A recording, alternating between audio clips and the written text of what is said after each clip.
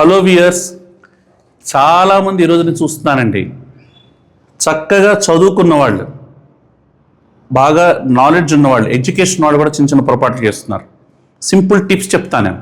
చెప్పు, ఏదో ఏదో ఒక్కటి చెప్పు.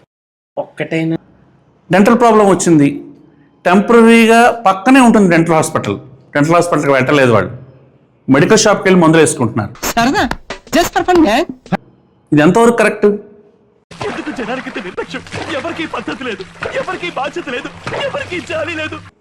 పోనీ సబ్జెక్ట్ లేదా, నాలెడ్జ్ లేదా అంటే వాళ్ళకి విపరీతంగా గూగుల్ నాలెడ్జ్ ఉంది, సబ్జెక్ట్ నాలెడ్జ్ ఉంది.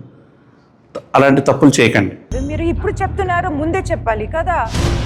ఈ రోజున ఒక చిన్న క్యావిటీతో మొదలైంది, రేపు root canal treatment, cap etcetera చాలా వరకు దారితీస్తుంది. మై డియర్ ఫ్రెండ్స్, సింపుల్గా చిగుళ్ళలో రక్తం వచ్చింది కదా అని వెళ్ళి ఒక మెడికల్ షాప్కి వెళ్ళి ఒక చిన్న ట్యాబ్లెట్, ఒక చిన్న మసాజో తీసుకుంటారు. రేపు అది చిగుళ్ళు సమస్య పెద్దదై పళ్ళు కదిలే సమస్య వరకు దారితీయచ్చు.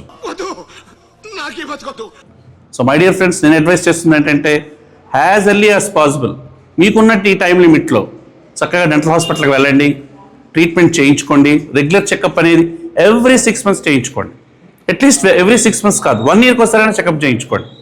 దీనివల్ల వచ్చే రిజల్ట్స్ ఏంటంటే, ఎప్పటికప్పుడు టైమ్లీ 1 yearకి ఒకసారి చెకప్ చేసుకుంటే మీ హైజీన్, మీ దంతరక్షణ చక్కగా ఉంటుంది, మంచి స్మైల్ ఉంటుంది,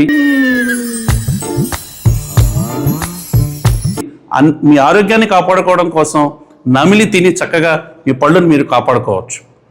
దయచేసి again my request is, don't go to medical halls, చక్కగా హాస్పిటల్కి వెళ్ళి ట్రీట్మెంట్ చేయించుకోండి. Thank you.